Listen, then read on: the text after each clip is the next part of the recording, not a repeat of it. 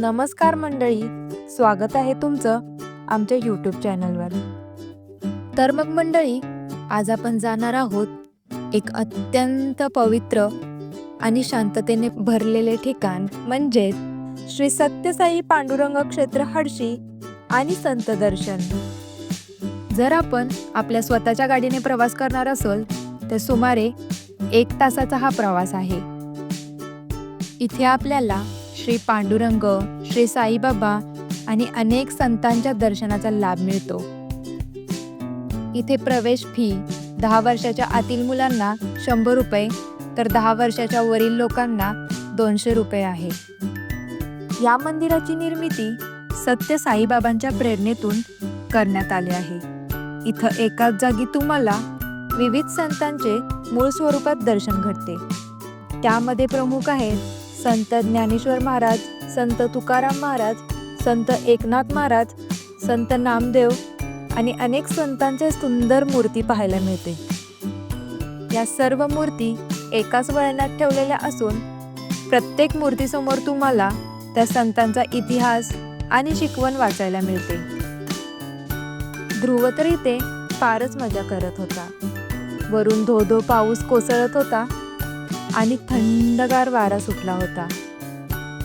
आज आम्ही विशेष वेळेस आलो होतो, कारण इथे होतं संत दर्शन.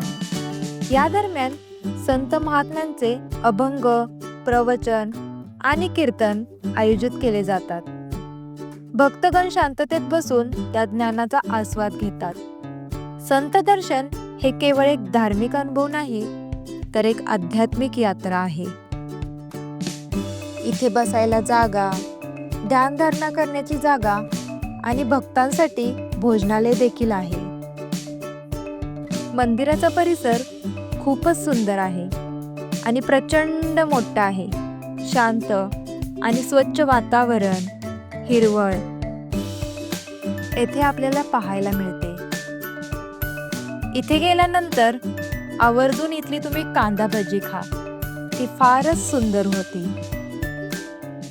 माझ्यासारखे अनेक भाविक इथे दूरवरून आले होते. त्यांच्या अनुभवातून समजतं की हे ठिकाण केवळ एक मंदिर नाही, तर आध्यात्मिक उन्नतीचे एक केंद्र आहे. या मंदिराची स्थापना आध्यात्मिकदृष्ट्या अत्यंत महत्त्वाची आहे. इथे विविध मूर्ती, सुंदर प्रसाद आणि निसर्गरम्य वातावरण तुमचं मन मोहून टाकतं. इथे आल्यावर जाणवतं की केवळ देवदर्शनच नाही, तर आत्म्याला शांत करणारा अनुभव आहे. संतांचे विचार, त्यांची शिकवण आणि त्या वातावरणात भरलेली श्रद्धा, हे सगळं मिळून आपल्याला खूप ऊर्जा देते. इथे आल्यावर लहान मुलांपासून ते वृद्धांपर्यंत सगळ्यांच्या चेहऱ्यावर एक समाधान दिसून येते. आम्हाला नेहमीच ध्रुवला संतांची शिकवण द्यायची असते, त्यामुळे आम्ही ध्रुवला अशा ठिकाणी नेहमीच घेऊन जातो आणि त्याच्या मनावर संतांचे विचार बिंबवण्याचा प्रयत्न करत असतो.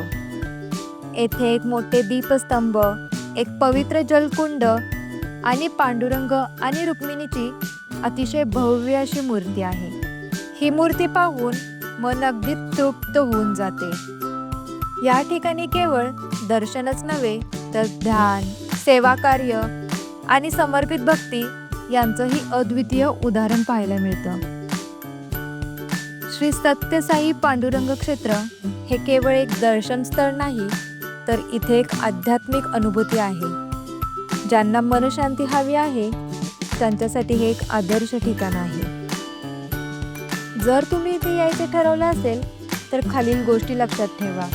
मंदिरामध्ये मोबाईल आणि कॅमेरा वापरण्यावर मर्यादा असू शकतात. सकाळी लवकर या, जेणेकरून तुम्हाला सगळं काही नीट पाहता येईल. आधी संत दर्शनाची वेळ तपासा.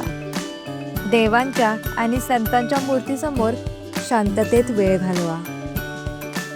इथे आल्यावर फारसा छत्रीचा वापर होत नाही, कारण इथे वाहणारे वारे असते. त्यामुळे इथे रेनकोटच आवश्यक असते. त्यामुळे तुम्ही तुमच्यासोबत रेनकोट हा आवर्जून घेऊन जा. इथे आल्यावर दगडात कोरलेल्या या मूर्त्या पाहायला मिळतात. या मूर्त्या पाहताना आपला अनुभव एक वेगळाच असतो. इथे आल्यावर ध्रुव फारच आनंदी होता आणि त्यासोबतच तो पावसात भिजायचा एक वेगळाच अनुभव घेत होता. इथे श्रीकृष्णाची देखील मूर्ती होती आणि श्रीकृष्ण बासुरी वाजवत होता आणि त्याचं ते मधुर गीत वासरू, गाय आणि तेथील शेतकरी ऐकत होते. थोडेसे पुढे गेल्यानंतर इथे एक साईबाबांची भव्य अशी मोठी मूर्ती होती आणि त्याच्याच आजूबाजूला छोट्या छोट्या अशा अनेक संतांच्या मूर्त्या होत्या. त्यानंतर थोडेसे पुढे चालत गेल्यानंतर काळ्या दगडांमध्ये देवांच्या मूर्त्या कोरल्या होत्या. इथे पहा ध्रुव कसा पाण्यामध्ये मजा करत आहे. थोडेसे पुढे आल्यानंतर श्रीकृष्ण आणि राधाची सुंदर अशी झोक्यावरची एक मूर्ती होती. त्यानंतर लगेचच श्री सत्य साईबाबा हत्ती आणि बाल हत्ती यांच्यासोबत त्यांची देखील मूर्ती होती. त्यानंतर चालत थोडेसे असे पुढे गेल्यानंतर तिथे त्यांनी एक कृत्रिम धबधबा तयार केला होता.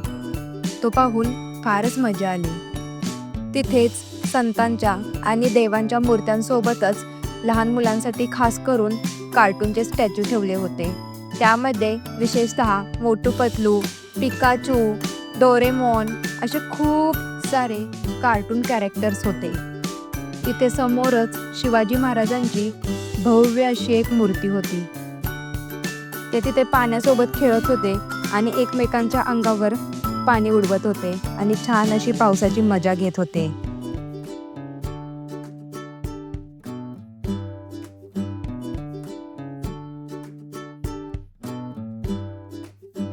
त्यानंतर ध्रुव गोगलगाईवर जाऊन बसला आणि मला बोलला, मम्मा माझा व्हिडिओ काढ. या ठिकाणाचा शेवट ध्रुवने महाराजांना वंदन करून केला. पुन्हा भेटू एका नव्या अनुभवासोबत. तोपर्यंत जय हरी विठ्ठल. धन्यवाद.